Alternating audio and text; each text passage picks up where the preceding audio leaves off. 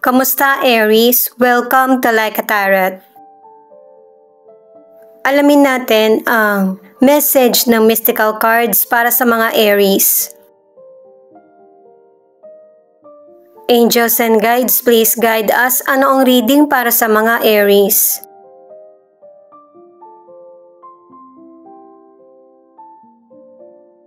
Bukod sa meaning ng card na ito, ang ibig sabihin ay rebirth. Didistansya ka muna sa mga taong nasa paligid mo para mag-recharge or mag-heal. Itong card naman na ito, mas bibigyan mo ng halaga yung mga commitment mo at saka nagkaroon din ng awakening kung ano yung mas importante. Family man ito or dreams mo. Itong card naman na ito, pinapakita yung pagnanais mo sa person. Ayaw mo nang linlangin pa yung sarili mo sa kung ano yung totoong nangyayari sa buhay mo at kung ano yung desisyon mo. Ang reading natin ngayon ay aalamin natin kung ano ang kailangan mo, ano ang kailangan ng person mo sa relasyon, ano ang kondisyon ng relationship nyo.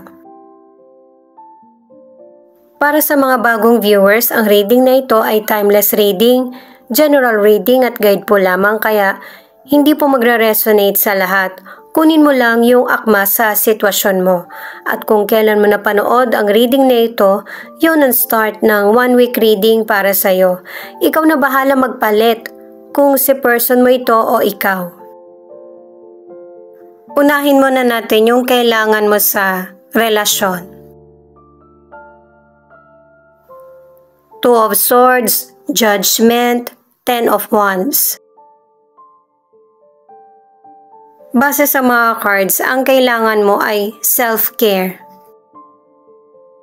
At saka ang kailangan mo sa relasyon ay yung loyalty. At saka ang ilan sa inyo ayaw mo ng drama sa buhay. Kaya ikaw mismo yung nagdedesisyon na i-let go yung mga negativity. Kumbaga, sinagad na yung limitasyon at saka yung pasensya mo. Sa sitwasyon, hindi naman basta nag-give up ka na lang. Ipinaglaban mo rin naman ito at matagal na pinag-isipan. Kasi ang gusto mo at saka kailangan mo yung fair na judgment. Sa career, kailangan maging kalma at saka magtiwala sa mga aksyon na ginagawa mo. Kasi nakadalawang cards ka na sobrang nag-e-effort ka sa career mo or negosyo. Siyempre, magkakaroon ng extra na income at saka job improvement. Magkakaroon ng reward dahil sa pagiging responsable at saka dedicated sa trabaho. Sa mga single, ang ilan sa inyo kakahiwalay mo pa lang sa dati mong nakarelasyon. Hindi solusyon yung makahanap ka kagad ng iba. Kailangan mong maging fair. Mag-heal ka muna at siguraduhin na yung next person na magugustuhan mo ay totoong love ang iaalay mo. Sa mga nasa relationship, 3 cards na yung nagsasabi na pilit mong nire-resolbahan yung relasyon nyo ng person mo. Sinisikap mo na maging payapa at saka merong forgiveness. Gusto mo kasi na may basehan yung mga decisions mo. 4 of Cups, 5 of Cups at the Magician in reverse. Ito naman ay ang kailangan ng person mo. Base sa mga cards, ang kailangan ng person mo ay healing, solid na pundasyon, at saka yung tamang desisyon sa situation na nangyayari. Kailangan ng person mo na sure siya sa mga decisions niya kasi may mga sitwasyon na mahirap nang balikan. Sa financial, meron kang magagawa para mag-increase yung financial mo. At saka base sa mga cards na ito, 2 cards na yung nagsasabi na magkakaroon ng improvement yung buhay mo. Ang problem mo sa financial ay temporary lang at saka huwag kang matakot na sumubok. Buhay mo yan, ikaw yung magpapaunlad. Ang warning lang, huwag kang paapekto sa emosyon para dumating yung blessings na para sa iyo. Yun kasi yung nagiging hadlang.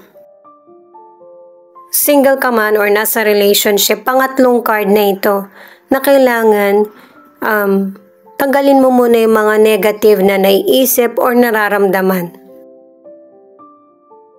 Lalo na't ang ilan na nasa relationship, pakiramdam mo matatapos na yung relasyon nyo ng person mo.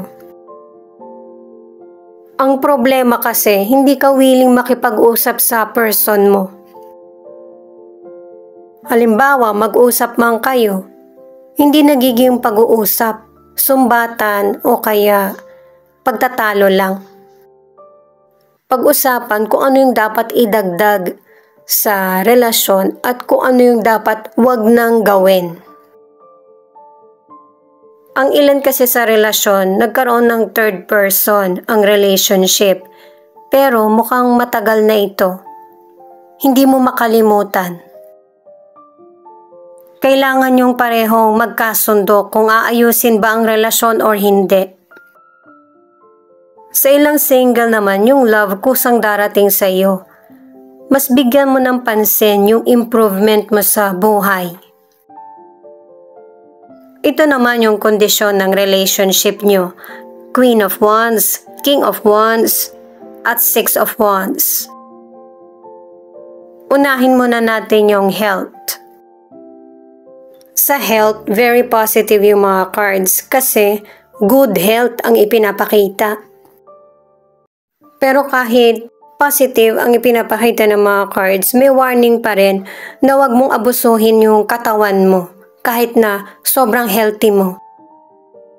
At saka mabilis din ang recovery kahit na magkaroon ka man ng sakit. Ganon ka-healthy ang ilan sa inyo kahit ano man ang edad mo. Sa mga single, dalawang cards na yung nagsasabi na meron kang potential person na makikilala or ipapakilala sa iyo. May posibilidad na ikaw yung mas may edad sa kanya or ikaw yung mas bata. At itong person na ito, ang ilan sa inyo, kilala mo na yung ipapakilala sa iyo. At saka mukhang meron ding nakaraan sa inyo. May posibilidad na nagkita na kayo dati o kaya dati mo siyang katrabaho, kaskwela, kapitbahay. Pinapakita rin na gusto mo na siya dati pa or magugustuhan mo siya agad. Ang ilan sa inyo makikilala mo yung potential person sa outing, sa paikipag-date o kaya sa trabaho mo. Sa mga nasa relationship naman, pareho kayo ng person mo na gustong mapatibay ang relationship nyo kahit na may mga hadlang na nangyayari sa relasyon. Tatlong card na ang nagsasabi nito. At saka, nire-resolbahan nyo ng person mo yung mga problema ng mature. At saka, ang focus nyo ng person mo ay para sa future at yung pang long term na relasyon. Ang ilan sa inyo, ang tagal nyong naging magkarelasyon at napagkasunduan na magpakasal. 222. You have no idea the size of blessing that is coming your way for being so consistent. It is literally your time to receive it. Ito naman yung second card. Dalawa lang yung kailangan natin eh. 12:12. God is about to put your name in ear of someone who can change your life. Para yan sa mga single at saka sa mga nagninegosyo at saka mga naghahanap ng trabaho.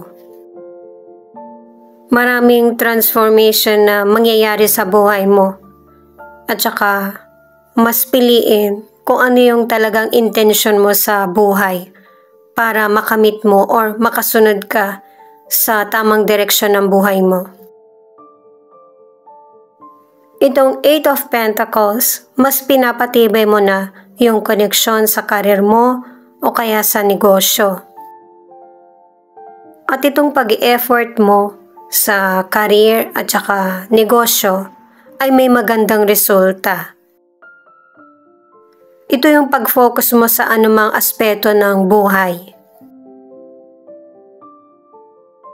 Itong The High Priestess naman ay nagkaroon ng yung bang katuparan yung mga pangarap mo. Nagkaroon ng stability, kapayapaan, at saka nagiging maganda na yung flow ng buhay mo. Nagkaroon ng clarity. At saka ang ilan sa inyo ginagamit mo na yung talas ng pakiramdam mo sa pag-iingat. Itong Page of Wands ay iwasang maging immature. Lalo na kapag gusto mong ma-achieve yung goals mo sa future para magtuloy-tuloy ito ng positibo.